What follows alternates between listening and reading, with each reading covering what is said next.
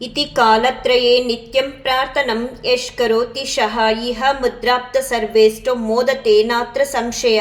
ಶ್ರೀ ಗುರು ರಾಘವೇಂದ್ರಾಯ ನಮಃ. ಎಲ್ಲರಿಗೂ ನನ್ನ ನಮಸ್ಕಾರಗಳನ್ನ ತಿಳಿಸ್ತಾ ಇವತ್ತಿನ ವಿಡಿಯೋದಲ್ಲಿ ರಾಯರಿದ್ದಾರೆ ಅಂತ ಹೇಳುವ ಪ್ರತಿಯೊಬ್ಬರ ಮಾತು ಕೂಡ ಅನುಭವದ ಮಾತೇ ಆಗಿರುತ್ತೆ ಹೊರತು ಅದು ಟ್ರೆಂಡಿಂಗ್ ಆಗಿರಲ್ಲ ಅನ್ನೋದ್ರ ಬಗ್ಗೆ ತಿಳಿಸ್ತಾ ಇದ್ದೀನಿ. ನಿನ್ನೆ ಮೊನ್ನೆ ಅಷ್ಟೇ ಒಂದು ಅಕ್ಕ ಅಂತ ಹೇಳೋದು, ತಂಗಿ ಅಂತ ಹೇಳೋದು ಗೊತ್ತಿಲ್ಲ, ಬಟ್ ಸಿಸ್ ಅಂತ ಹೇಳ್ಬಿಡ್ತೀನಿ. ಒಂದು ಸಿಸ್ಟರು ರಾಯರಿದ್ದಾರೆ ಅಂತ ಬಯೋದಲ್ಲಿ ಎಲ್ಲಂದ್ರಲ್ಲಿ ಹೇಳ್ತಾರೆ. ಅದೊಂದು ಟ್ರೆಂಡಿಂಗ್ ಆಗೋಗಿದೆ. ರಾಯರು ಇದ್ದಾರೆ ಅಂತ ಹೇಳೋರ ಮನಸ್ಸಲ್ಲಿ ಯಾರಿರ್ತಾರೋ ಯಾರಿಗೆ ಗೊತ್ತು ಅಂತ ಹೇಳಿ ಇನ್ಸ್ಟಾಗ್ರಾಮಲ್ಲಿ ವಿಡಿಯೋ ಮಾಡಿದ್ರು. ರಾಯರಿದ್ದಾರೆ ಅಂತ ಹೇಳೋ ಪ್ರತಿಯೊಬ್ಬರ ಮಾತಲ್ಲೂ ಕೂಡ ರಾಘವೇಂದ್ರ ಸ್ವಾಮಿಯವರಿಂದ ಯಾವುದೋ ಒಂದು ರೀತಿ ಅನುಭವ ಆಗಿರುತ್ತೆ. ಆ ಅನುಭವ ಆದಾಗಲೇ ಅವರಲ್ಲಿ ರಾಯರಿದ್ದಾರೆ ಅನ್ನೋ ಒಂದು ಮಾತು ಬರಿಬೇಕು ಅಥವಾ ಹೇಳಬೇಕು ಅಂತ ಅನಿಸುತ್ತೆ. ಎಷ್ಟೋ ಜನನ ನೀವು ನೋಡ್ಬೋದು, ಕಾರಲ್ಲೇ ಆಗಲಿ, ಗಾಡಿಲೇ ಆಗಲಿ, ಅಥವಾ ಅವ್ರ ಕೈ ಮೇಲೇ ಆಗಲಿ, ಪ್ರತಿ ಕ್ಷಣ ಅವ್ರಿಗೆ ರಾಯರಿಂದ ಅನುಭವ ಆದಾಗ ರಾಯರಿದ್ದಾರೆ ಅಂತ ಹೇಳ್ತಿರ್ತಾರೆ, ರಾಯರಿದ್ದಾರೆ ಅಂತ ಬರೆಸ್ತಾರೆ, ರಾಯರಿದ್ದಾರೆ ಅಂತ ಬರಿತಿರ್ತಾರೆ. ಆ ರೀತಿ ಅನುಭವನ ರಾಘವೇಂದ್ರ ಸ್ವಾಮಿಯವರು ಕೂಡ ಮಾಡಿರ್ತಾರೆ. ಏನೋ ಒಂದು ಕಷ್ಟನ ಅವ್ರ ಹತ್ರ ಹೇಳ್ಕೊಂಡಾಗ, ದುಃಖ ಪಡ್ತಿರ್ಬೇಕಾದಾಗ, ಅಥವಾ ಅವರ ಇಷ್ಟಾರ್ಥಗಳನ್ನ ರಾಯರ ಹತ್ರ ಹೇಳ್ಕೊಂಡಾಗ, ಇಲ್ಲ ಏನೋ ಒಂದು ಸಮಸ್ಯೆಯಲ್ಲಿ ಅವರು ಸಿಕ್ಕಾಕೊಂಡು ಒದ್ದಾಡ್ತಿರುವಂಥ ಸಮಯದಲ್ಲಿ, ಗೊಂದಲದಲ್ಲಿದ್ದಾಗ ರಾಘವೇಂದ್ರ ಸ್ವಾಮಿಯವರು ಅವ್ರ ಭಕ್ತರಿಗೆ ನಿನ್ನ ಜೊತೆ ನಾನಿದ್ದೀನಿ ಅಂತ ಹೇಳಿ ಅವ್ರ ಕಷ್ಟಗಳನ್ನ ಸರಿಪಡಿಸ್ತಾರೆ ಕ್ಷಣಕ್ಕೇನೆ. ಇಲ್ಲ ಅವರ ಬೇಡಿಕೆಗಳನ್ನ ಕ್ಷಣಾರ್ಧದಲ್ಲಿ ಈಡೇರಿಸ್ತಾರೆ, ಅಥವಾ ಅವ್ರ ಗೊಂದಲಗಳಿಗೆ ಉತ್ತರನ ಕೊಡ್ತಾರೆ, ಅವ್ರ ಸಂಕಷ್ಟದಲ್ಲಿ ಅವ್ರನ್ನ ಕೈ ಹಿಡಿದು ಕಾಪಾಡ್ತಾರೆ. ಆ ರೀತಿ ಅನುಭವಗಳಾದಾಗೆಲ್ಲ ಅವ್ರ ಭಕ್ತರು ಏನು ಮಾಡ್ತಾರೆ, ರಾಯರಿದ್ದಾರೆ ಅಂತ ಹೇಳಿ ಕೆಲವರು ಹೇಳ್ಕೊಳ್ತಾರೆ, ಇನ್ನು ಕೆಲವರು ಬರ್ಕೊಳ್ತಾರೆ. ಇದರಲ್ಲಿ ಏನು ತಪ್ಪಿದೆ? ಸುಮ್ಮನೆ ಟ್ರೆಂಡಿಂಗ್ ಅಂತ ಹೇಳಿ ಫಾಲೋ ಮಾಡೋದಕ್ಕೆ ಇದು ರಾಘವೇಂದ್ರ ಸ್ವಾಮಿಯವರು ಯಾವುದೋ ಒಂದು ಹಾಡಾಗಲಿ, ಯಾವುದೋ ಒಂದು ಬಟ್ಟೆ ಆಗಲಿ, ಅಥವಾ ಬೇರೆ ಇನ್ನೊಂದಾಗಲಿ, ಯಾರೋ ವೇರ್ ಮಾಡ್ತಿದ್ದಾರೆ ನಾವು ಕೂಡ ವೇರ್ ಮಾಡೋಣ, ಯಾರೋ ಒಂದು ರೀಲ್ಸ್ ಮಾಡಿದ್ದಾರೆ ನಾವು ಕೂಡ ರೀಲ್ಸ್ ಮಾಡೋಣ, ಅಥವಾ ಯಾರೋ ಒಂದು ಹೊಸ್ದಾಗಿ ಬೈ ಮಾಡ್ತಿದ್ದಾರೆ, ಇದು ಟ್ರೆಂಡಿಂಗ್ ಆಗಿದೆ ನಾವು ಕೂಡ ಅದನ್ನು ಬೈ ಮಾಡೋಣ ಅಂತ ಹೇಳೋದಕ್ಕೆ ಇದು ನೀವು ಅಂದ್ಕೊಂಡಿರೋ ಹಾಗೆ ಸಾಂಗ್ ಆಗಲಿ, ಒಂದು ವಸ್ತು ಆಗಲಿ ಅಲ್ಲ. ರಾಘವೇಂದ್ರ ಸ್ವಾಮಿಯವರು ಪ್ರತಿಯೊಬ್ಬರ ಅನುಭವಕ್ಕೆ ಬಂದೇ ಬರ್ತಾರೆ. ಯಾವಾಗ ಅಂದರೆ ನೀವು ಭಕ್ತಿಯಿಂದ, ನಿಷ್ಠೆಯಿಂದ ಅವರ ಸೇವೆನ ಮಾಡಿದಾಗ ನಿಮಗೂ ಕೂಡ ಆ ರೀತಿ ಅನುಭವ ಆಗುತ್ತೆ. ಆ ಅನುಭವ ಆದಾಗಲೇ ಅವ್ರ ಭಕ್ತರು ರಾಯರಿದ್ದಾರೆ ಅಂತ ಹೇಳೋದು ಹೊರತು ಟ್ರೆಂಡಿಂಗ್ ಆಗಲಿ ಅಥವಾ ಇನ್ನೊಂದು ಶೋ ಅಪ್ ಮಾಡೋದಕ್ಕಾಗಲಿ, ಅವ್ರ ಬಯೋದಲ್ಲಿ ಹಾಕೋಬೇಕು ಅನ್ನೋ ಕಾರಣಕ್ಕಾಗಲಿ ಹಾಕೊಳ್ಳಲ್ಲ. ನಿಮಗೆ ಆ ಅನುಭವ ಆಗಿಲ್ಲ ಅಷ್ಟೇ. ಆಗಿಲ್ಲದೆ ಇರೋ ಕಾರಣಕ್ಕೆ ಪಾಪ ಎಲ್ಲ ಭಕ್ತರನ್ನು ಸೇರಿಸಿ ರಾಯರಿದ್ದಾರೆ ಅಂತ ಹೇಳಿ ಒಂದು ಟ್ರೆಂಡಿಂಗ್ ಮಾಡ್ಕೊಳ್ತಿದ್ದಾರೆ ಅಂತ ಹೇಳೋ ಮಾತು ತಪ್ಪು. ನಿಮಗೆ ವಿಡಿಯೋ ಮೂಲಕ ವಿಚಾರಗಳನ್ನ ತಿಳಿಸ್ಬೇಕು ಜನರಿಗೆ ಅಂದರೆ ಸಾಕಷ್ಟು ವಿಷಯಗಳಿದೆ. ಅದನ್ನೆಲ್ಲ ಬಿಟ್ಟು ರಾಘವೇಂದ್ರ ಸ್ವಾಮಿಯವ್ರ ಹೆಸರನ್ನ ಯಾಕೆ ತಗೊಂಡಿದ್ದೀರಾ? ತಗೊಳ್ಳೋದ್ರ ಜೊತೆಗೆ ರಾಯರಿದ್ದಾರೆ ಅಂತ ಹೇಳಿ ಎಲ್ಲ ಕಡೆ ಟ್ರೆಂಡಿಂಗ್ ಶುರು ಮಾಡ್ಕೊಂಡಿದ್ದಾರೆ ಅಂತ ನಿಮ್ಮ ಹೇಳಿಕೆಯಿಂದ ನನಗೆ ಅಂತ ಅಲ್ಲ, ಎಲ್ಲ ರಾಯರ ಭಕ್ತರಿಗೂ ಕೂಡ ನೋವುಂಟು ಮಾಡಿದ್ದೀರಾ. ಒಂದು ಉದಾಹರಣೆ ಕೊಟ್ಟು ಹೇಳ್ತೀನಿ, ಕೇಳ್ಕೊಳ್ಳಿ. ರಾಯರಿದ್ದಾರೆ ಅಂತ ನಾವು ಯಾಕೆ ಹೇಳ್ತೀವಿ ಆ ಕ್ಷಣದಲ್ಲಿ ಅಂತ. ಇವಾಗ ನೀವು ರಾಯರಿಗೆ ಭಕ್ತರಾಗಿರ್ತೀರಾ, ತುಂಬಾ ವರ್ಷದಿಂದನೇ ಆಗಿರ್ಲಿ ಅಥವಾ ಒಂದು ವಾರದಿಂದನೇ ಆಗಿರ್ಲಿ, ನೀವು ಹೇಗೆ ಕನೆಕ್ಟ್ ಆಗಿರ್ತೀರಾ ರಾಯರ ಜೊತೆ, ಹಾಗೆ ರಾಯರಿಂದ ನಿಮ್ಗೆ ಅನುಭವಗಳು ಆಗ್ತಿರುತ್ತೆ. ಮನೇಲಿ ಒಂದ್ ಕಡೆ ಒಂದು ಕೀ ಇಟ್ಟಿರ್ತೀರಾ, ಅದು ತುಂಬಾ ಚೆನ್ನಾಗಿ ನಿಮ್ಗೆ ನೆನಪಿರುತ್ತೆ. ಮತ್ತೆ ನಿಮ್ಮ ಫ್ಯಾಮಿಲಿ ಮೆಂಬರ್ಸ್ಗೆಲ್ಲರಿಗೂ ಕೂಡ ಇಲ್ಲೇ ಇಟ್ಟಿದ್ದೀನಿ ಅಂತ ಹೇಳಿರ್ತೀರಾ. ಅಚಾನಕ್ ಆಗಿ ಆ ಕೀ ಮಿಸ್ ಆಗುತ್ತೆ, ಯಾವುದೋ ಮಿಸ್ಪ್ಲೇಸ್ ಆಗಿ ಎಲ್ಲೋ ಇಟ್ಬಿಟ್ಟಿರ್ತೀರ. ಅರ್ಜೆಂಟಾಗಿ ಆ ಕೀ ನಿಮಗೆ ಬೇಕಾಗಿರುತ್ತೆ. ಸಿಕ್ಕಾಬಟ್ಟೆ ಹುಡುಕ್ತೀರಾ, ಮನೆ ಜನ ಎಲ್ಲ ಹುಡುಕ್ತೀರಾ, ಸಿಗಲ್ಲ. ಆಗ ನೀವೇನು ಮಾಡ್ತೀರಾ? ರಾಘವೇಂದ್ರ ಸ್ವಾಮಿಯವ್ರ ಹತ್ರ ಪ್ರಾರ್ಥನೆನ ಮಾಡ್ಕೊಳ್ತೀರಾ. ಸ್ವಾಮಿ, ನಾನು ಕೀನ ಇಲ್ಲೇ ಇಟ್ಟಿದ್ದೆ, ಎಲ್ಲರೂ ನೋಡೋ ಹಾಗೆ ಇಟ್ಟಿದ್ದೆ, ಆದರೆ ಇವಾಗ ಈ ಕ್ಷಣಕ್ಕೆ ಆ ಕೀ ಕಾಣಿಸ್ತಿಲ್ಲ, ತುಂಬ ಅರ್ಜೆನ್ಸಿ ಇದೆ, ನಾವೆಲ್ಲರೂ ಹೊರಗಡೆ ಹೋಗ್ತಿದ್ದೀವಿ, ಆ ಕೀ ಎಲ್ಲಿದೆಯೋ ತಿಳಿತಿಲ್ಲ, ಸ್ವಲ್ಪ ದಾರಿ ತೋರಿಸಿ, ಸ್ವಲ್ಪ ನಮಗೆ ಸಹಾಯ ಮಾಡಿ ಅಂತ ನೀವು ರಾಯರ ಹತ್ರ ಬೇಡ್ಕೊಂಡಾಗ ನೀವು ಅಂದ್ಕೊಳ್ಳೋದೇ ಇಲ್ಲ, ನಿಮಗೆ ಕಣ್ಣಿಗೆ ಕಾಣೋ ಹಾಗೆ ರಾಘವೇಂದ್ರ ಸ್ವಾಮಿಯವರು ಆ ಕ್ಷಣಕ್ಕೆ ನಿಮ್ಮ ಪರಿಸ್ಥಿತಿನ ಅರ್ಥ ಮಾಡಿಕೊಂಡು ಎಲ್ಲಿಟ್ಟಿರ್ತೀರಾ ಅನ್ನೋದನ್ನು ಅವರು ನಿಮಗೆ ತೋರಿಸ್ಕೊಡ್ತಾರೆ. ಇಲ್ಲ, ಆ ಕೀಯೇ ನಿಮಗೆ ಸಿಗೋ ಹಾಗೆ ಮಾಡ್ತಾರೆ.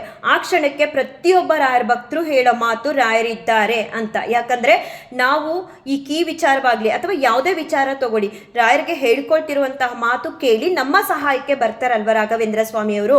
ಆ ಕ್ಷಣಕ್ಕೆ ಪ್ರತಿಯೊಬ್ಬ ರಾಯರ ಭಕ್ತರು ಮನಸ್ಸಲ್ಲೂ ಬರುವಂತಹ ಮಾತೆ ರಾಯರಿದ್ದಾರೆ ಅಂತ ಹೇಳಿ ಹೊರತು ಟ್ರೆಂಡಿಂಗ್ ಮಾಡೋದಕ್ಕಾಗಲಿ ಅಥವಾ ಒಂದು ಶೋ ಅಪ್ ಮಾಡೋದಕ್ಕಾಗಲಿ ಬರ ಮಾತೇ ಅಲ್ಲ. ಅಕಸ್ಮಾತ್ ಟ್ರೆಂಡಿಂಗ್ ಮಾಡೋದಕ್ಕಾಗಲಿ ಅಥವಾ ಶೋ ಅಪ್ ಮಾಡೋದಕ್ಕಾಗಲಿ ರಾಯರಿದ್ದಾರೆ ಅಂತ ಹೇಳೋ ಮನಸ್ಸು ಯಾರಿಗೂ ಬರೋದೇ ಇಲ್ಲ. ಇನ್ ಕೇಸ್ ಬಂದರೂ ಕೂಡ ರಾಘವೇಂದ್ರ ಸ್ವಾಮಿಯವರು ಸುಮ್ಮನೆ ಅಂತೂ ಅವ್ರನ್ನ ಬಿಡಲ್ಲ.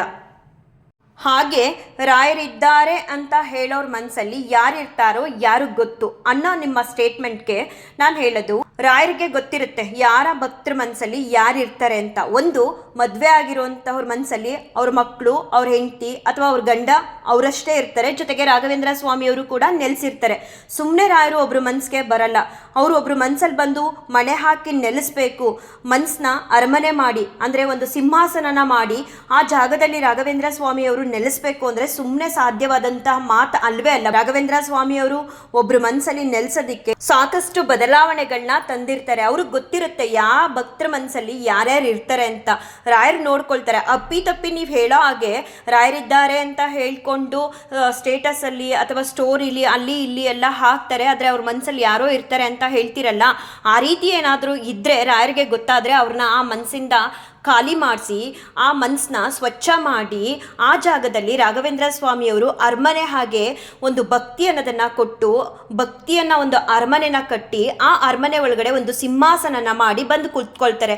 ನಿಮ್ಗೆ ಆ ಅನುಭವ ಆಗಿಲ್ಲ ಅಂದರೆ ಒಮ್ಮೆ ಟ್ರೈ ಮಾಡಿ ನೋಡಿ, ರಾಘವೇಂದ್ರ ಸ್ವಾಮಿಯವ್ರ ಹತ್ರ ಕೇಳಿ ನೋಡಿ. ನಿಮ್ಮ ಮನಸ್ಸಲ್ಲಿ ಅಕಸ್ಮಾತ್ ಯಾರು ಇದ್ದರೆ ರಾಘವೇಂದ್ರ ಸ್ವಾಮಿಯವರು ಅದನ್ನು ಕ್ಲೀನ್ ಮಾಡಿ, ಅಂದರೆ ಆ ಮನಸ್ಸಲ್ಲಿ ಇರೋರನ್ನ ನಿಮ್ಮ ಮನಸ್ಸಿಂದ ದೂರ ಮಾಡಿ ಆಮೇಲೆ ನಿಮ್ಮ ಮನಸ್ಸೊಳಗಡೆ ಬಂದು ರಾಘವೇಂದ್ರ ಸ್ವಾಮಿಯವರು ಶಾಶ್ವತವಾಗಿ ನೆಲೆಸಿ ನಿಮಗೊಂದು ಸದ್ ಮಾರ್ಗನ ತೋರಿಸ್ತಾರೆ, ಒಳ್ಳೆ ಮಾರ್ಗದಲ್ಲಿ ನಡೆಯುವಂತಹ ಬುದ್ಧಿನ ಕೊಡ್ತಾರೆ. ಅದೆಲ್ಲ ತಿಳ್ಕೊಳ್ದೆ ಸುಮ್ಮನೆ ರಾಯರಿದ್ದಾರೆ ಅಂತ ಹೇಳ್ತಾರೆ, ಎಲ್ಲ ಕಡೆ ಟ್ರೆಂಡಿಂಗ್ ಮಾಡ್ಕೊಂಡ್ಬಿಟ್ಟಿದ್ದಾರೆ. ಮತ್ತು ಅವ್ರ ಮನಸ್ಸಲ್ಲಿ ಯಾರು ಇರ್ತಾರೋ ಏನೋ ಅನ್ನೋ ಚಿಂತೆ ಎಲ್ಲ ನಿಮ್ಗೆ ಯಾಕೆ? ಮೊದಲು ರಾಘವೇಂದ್ರ ಸ್ವಾಮಿಯವರ ಬಗ್ಗೆ ಒಳ್ಳೆ ರೀತಿಯಲ್ಲಿ ಮಾತಾಡಿ. ಅಕಸ್ಮಾತ್ ನಿಮಗೆ ರಾಯರ ಬಗ್ಗೆ ಗೊತ್ತಿಲ್ಲ ಅಂದರೆ ಸಾಕಷ್ಟು ಚಾನಲ್ಗಳಲ್ಲಿ ಸಾಕಷ್ಟು ರಾಯರ ವಿಚಾರಗಳನ್ನ ಹೇಳ್ಕೊಡ್ತಾರೆ. ಇನ್ಸ್ಟಾಗ್ರಾಮಲ್ಲೂ ಕೂಡ ತಿಳಿಸ್ತಾರೆ ರಾಯರ ಬಗ್ಗೆ. ಅಂತಹ ವಿಡಿಯೋಗಳನ್ನ ನೋಡಿ ರಾಯರಂದರೆ ಯಾರು, ರಾಯರು ಒಬ್ಬರು ಮನಸ್ಸಲ್ಲಿ ನೆಲೆಸೋದಕ್ಕೂ ಮುಂಚೆ ಹೇಗೆಲ್ಲ ನೋಡ್ತಾರೆ ಅವ್ರ ಭಕ್ತರನ್ನ, ಹೇಗೆಲ್ಲ ಪರೀಕ್ಷೆ ಮಾಡ್ತಾರೆ, ನಂತರನೇ ರಾಘವೇಂದ್ರ ಸ್ವಾಮಿಯವರು ಒಬ್ಬರು ಮನಸ್ಸಲ್ಲಿ ಒಬ್ಬರು ಭಕ್ತಲ್ಲಿ ಬರೋದಕ್ಕೆ ಸಾಧ್ಯ ಅನ್ನೋದನ್ನು ಅರ್ಥ ಮಾಡ್ಕೊಳ್ಳಿ.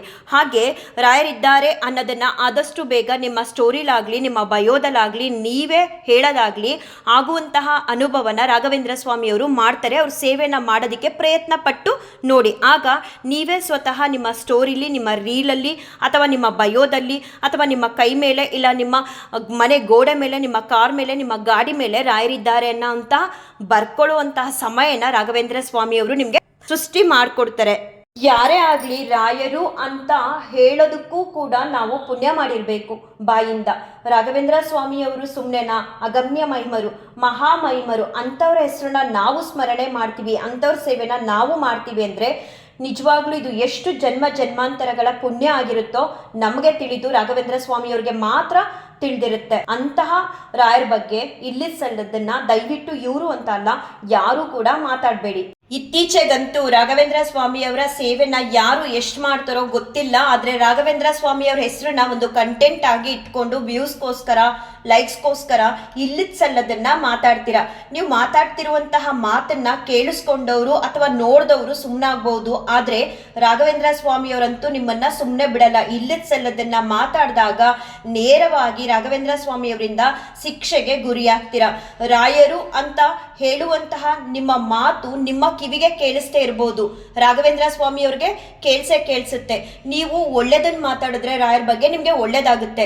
ಇಲ್ಲ ನಿಮ್ಮ ಕಂಟೆಂಟ್ಗೋಸ್ಕರ ಅಥವಾ ನಿಮ್ಮ ಒಂದು ವ್ಯೂಸು ಲೈಕ್ಸ್ಗೋಸ್ಕರ ನೀವು ರಾಯರ ಹೆಸರನ್ನ ಇಟ್ಕೊಂಡು ಇಲ್ಲದ ಸಲ್ಲದನ್ನ ಮಾತಾಡಿದಾಗ ಕಟ್ಟಿಟ್ಟ ಬುತ್ತಿ ರಾಯರಿಂದ ನೀವು ಶಿಕ್ಷಣ ಅನುಭವಿಸೋದು. ನಾಳೆ ಗುರುವಾರ ಬರ್ತಿದೆ, ಶುಭ ದಿನ. ಗುರುವಾರ ಅಂದ್ರೇನೆ ಶುಭ ಎಲ್ಲ ರಾಯರ ಭಕ್ತರಿಗೂ. ನೀವು ಕೂಡ ರಾಯರ ಸೇವೆನ ಮಾಡಿ ನೋಡಿ ಒಮ್ಮೆ, ಹೇಗೆಲ್ಲ ಅನುಭವಗಳಾಗುತ್ತೆ. ಆಗ ನೀವು ಯಾವ ರೀತಿ ರಾಯರಿದ್ದಾರೆ ಅನ್ನೋ ಒಂದು ಪೋಸ್ಟ್ ಆಗಲಿ ಅಥವಾ ಸ್ಟೋರಿನಾಗಲಿ ರೀಲ್ಸ್ ಆಗಲಿ ಹಾಕ್ತೀರಾ ಅಂತ ನಾವು ಕೂಡ ಕಾದು ನೋಡ್ತೀವಿ. ರಾಯರು ನಂಬಿ ಅವ್ರ ಸೇವೆನ ಯಾರೆಲ್ಲ ಮಾಡ್ತಾರೋ ಅವ್ರಿಗೆಲ್ಲರಿಗೂ ಕೂಡ ಅನುಗ್ರಹನ ಮಾಡ್ತಾ ಅನುಭವಗಳನ್ನ ಮಾಡ್ತಾರೆ. ಆ ಅನುಭವಗಳು ಆದಷ್ಟು ಬೇಗ ನಿಮಗೂ ಕೂಡ ಆಗಲಿ ಅಂತ ನಾನು ರಾಯರ ಹತ್ರ ಬೇಡ್ಕೊಳ್ತೀನಿ.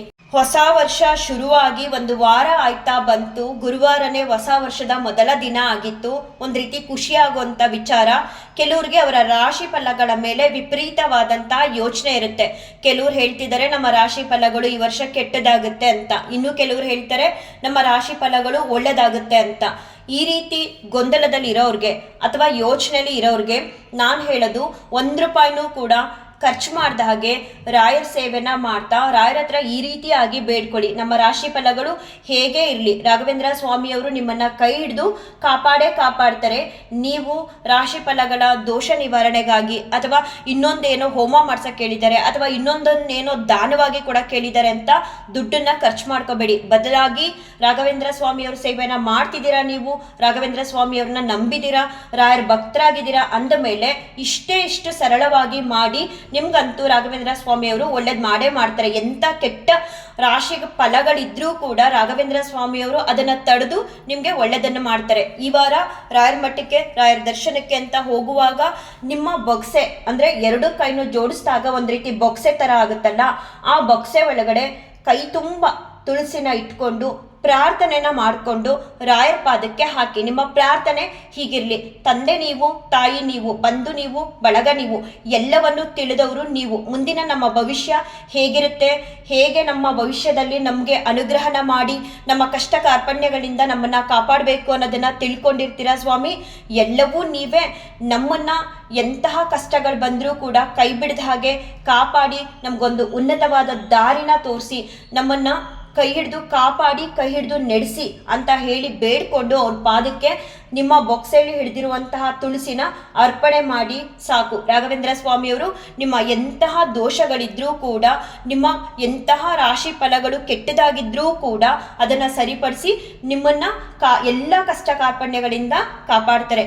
ಯಾರೇ ಆಗ್ಲಿ, ಯಾವ ಕಷ್ಟಗಳೇ ಆಗ್ಲಿ, ರಾಘವೇಂದ್ರ ಸ್ವಾಮಿಯವರ ಮೇಲೆ ಅಪಾರವಾದ ನಂಬಿಕೆನ ಇಟ್ಕೊಂಡು ಪ್ರೀತಿ, ಭಕ್ತಿ, ಶ್ರದ್ಧೆ, ನಿಷ್ಠೆಯಿಂದ ಅವ್ರ ಸೇವೆನ ಮಾಡ್ತಾ ಹೋಗಿ ನಿಮ್ಮೆಲ್ಲ ಕಷ್ಟ ಕಾರ್ಪಣ್ಯಗಳನ್ನು ನಿಮ್ಮಿಂದ ದೂರ ಮಾಡಿ ನೆಮ್ಮದಿ ಅನ್ನೋದನ್ನ ನಿಮ್ಗೆ ಅನುಗ್ರಹ ಮಾಡಿ ಉನ್ನತವಾದ ದಾರಿಲಿ ನಿಮ್ಮನ್ನ ಕೈ ಹಿಡಿದು ರಾಘವೇಂದ್ರ ಸ್ವಾಮಿಯವರು ನಡೆಸ್ತಾರೆ. ಅದನ್ನ ಬಿಟ್ಟು ನೀವು ವ್ಯೂಸ್ಗೋಸ್ಕರ ಅಥವಾ ಕಂಟೆಂಟ್ಗೋಸ್ಕರ ರಾಘವೇಂದ್ರ ಸ್ವಾಮಿಯವರ ಹೆಸರನ್ನ ತಗೊಂಡು ಇಲ್ಲದ ಸಲ್ಲದನ್ನ ಮಾತಾಡಿದ್ರೆ, ಇಲ್ಲದ ಸಲ್ಲದನ್ನ ವಿಡಿಯೋ ಮಾಡಿದ್ರೆ ಖಂಡಿತವಾಗ್ಲೂ ನೋಡುವಂತಹ ಜನ ಸುಮ್ಮನಾಗ್ಬೋದು, ಕೇಳಿಸ್ಕೊಳ್ಳುವಂತಹ ಜನ ಸುಮ್ಮನಾಗ್ಬೋದು. ಆದ್ರೆ ರಾಘವೇಂದ್ರ ಸ್ವಾಮಿಯವರಿಂದ ನೀವಂತೂ ತಪ್ಪಿಸ್ಕೊಳ್ಳೋದಕ್ಕೆ ಸಾಧ್ಯನೇ ಇಲ್ಲ. ಅವರಿಂದ ಶಿಕ್ಷೆನ ನೀವು ಅನುಭವಿಸ್ಲೇಬೇಕಾಗುತ್ತೆ. ರಾಘವೇಂದ್ರ ಸ್ವಾಮಿ ಅವ್ರನ್ನ ಕಾರುಣ್ಯ ಮೂರ್ತಿಗಳು ಅಂತ ಹೇಳ್ತಾರೆ. ಆ ಅನುಭವ ಕೂಡ ತುಂಬಾ ಜನಕ್ಕೆ ಆಗಿರುತ್ತೆ. ತಾಯಿ ಅಂತ ಮನ್ಸು ರಾಘವೇಂದ್ರ ಸ್ವಾಮಿ ಅವ್ರದ್ದು. ರಾಯರ ಸೇವೆನ ಎಷ್ಟೇ ಮಾಡಿ ರಾಯರು ನಿಮ್ಗೆ ಅನುಗ್ರಹ ಮಾಡ್ತಾರೆ, ಉದ್ಧಾರ ಮಾಡ್ತಾರೆ. ರಾಯರ ಬಗ್ಗೆ ಎಷ್ಟೇ ಒಳ್ಳೆ ಮಾತಾಡಿ ರಾಘವೇಂದ್ರ ಸ್ವಾಮಿ ಅವರು ನಿಮ್ಮನ್ನ ಕೈ ಹಿಡಿದು ಎಲ್ಲಾ ಕಷ್ಟ ಕಾರ್ಪಣ್ಯಗಳಲ್ಲೂ ನಿಮ್ಮನ್ನ ಕಾಪಾಡ್ತಾರೆ. ಅದೇ ನಿಮ್ಮ ಬೇಳೆ ಬೇಯಿಸ್ಕೊಳ್ಳೋದಕ್ಕೋಸ್ಕರ ರಾಘವೇಂದ್ರ ಸ್ವಾಮಿ ಅವ್ರ ಬಗ್ಗೆ ಇಲ್ಲಿದ್ ಸಲ್ಲದನ್ನ ಮಾತಾಡಿದ್ರೆ ರಾಯರಿಂದ ನೇರವಾಗಿ ನೀವು ಶಿಕ್ಷೆಗೆ ಗುರಿಯಾಗ್ತೀರಾ. ಕೆಲವರು ಅನ್ಕೋಬಹುದು, ರಾಘವೇಂದ್ರ ಸ್ವಾಮಿ ಅವರು ಬೃಂದಾವನದಲ್ಲಿ ಕುತ್ಕೊಂಡು ನಾವು ಮಾಡೋ ತಪ್ಪುಗಳನ್ನೆಲ್ಲ ನೋಡ್ತಾರ, ಅವ್ರಿಗೆಲ್ಲ ಕಾಣಿಸುತ್ತ ಅಂತ. ನೀವು ಹಂಗೆ ಅನ್ಕೊಳ್ಳೋದಕ್ಕೆ ಹೋಗ್ಬೇಡಿ. ನಾನು ಮುಂಚೆನೆ ಹೇಳ್ದಾಗೆ ರಾಯರು ಅಂತ ಹೇಳುವಂತಹ ನಿಮ್ಮ ಮಾತು ಮೊದಲು ನಿಮ್ಮ ಕಿವಿಗೆ ಕೇಳಿಸುತ್ತೋ ಇಲ್ವೋ ಗೊತ್ತಿಲ್ಲ, ರಾಘವೇಂದ್ರ ಸ್ವಾಮಿ ಅವ್ರಿಗಂತೂ ಮೊದಲು ತಲುಪುತ್ತೆ. ನೀವು ಒಳ್ಳೇದ್ ಮಾತಾಡಿದ್ರೆ ರಾಘವೇಂದ್ರ ಸ್ವಾಮಿ ಅವರಿಂದ ಒಳ್ಳೇದನ್ನ ಪಡ್ಕೊಳ್ತೀರಾ. ನೀವು ರಾಯರ ಹೆಸರಿಟ್ಕೊಂಡು ಕಂಟೆಂಟ್ ಆಗಿ ಮಾಡ್ಕೊಂಡು ಕೆಟ್ಟದನ್ನ ಮಾತಾಡೋದು, ಇಲ್ಲಿದ್ ಸಲ್ಲದನ್ನ ಹೇಳೋದನ್ನ ಮಾಡಿದಾಗ ನೀವು ಕೆಟ್ಟ ಫಲನೇ ಪಡ್ಕೊಳ್ತೀರಾ. ಅದರಲ್ಲಿ ಅನುಮಾನನೇ ಇಲ್ಲ. ರಾಯರು ಎಲ್ಲರನ್ನೂ ಕಾಪಾಡ್ಲಿ, ಎಲ್ಲರಿಗೂ ಒಳ್ಳೇದ್ ಮಾಡ್ಲಿ ಅಂತ ನಾನು ರಾಯರ ಹತ್ರ ಬೇಡ್ಕೊಳ್ತಾ ಈ ಒಂದು ವಿಡಿಯೋನ ಏನ್ ಮಾಡ್ತೀನಿ. ಶ್ರೀ ಕೃಷ್ಣಾರ್ಪಣಮಸ್ತು, ಶ್ರೀ ಕೃಷ್ಣಾರ್ಪಣಮಸ್ತು, ಶ್ರೀ ಕೃಷ್ಣಾರ್ಪಣಮಸ್ತು.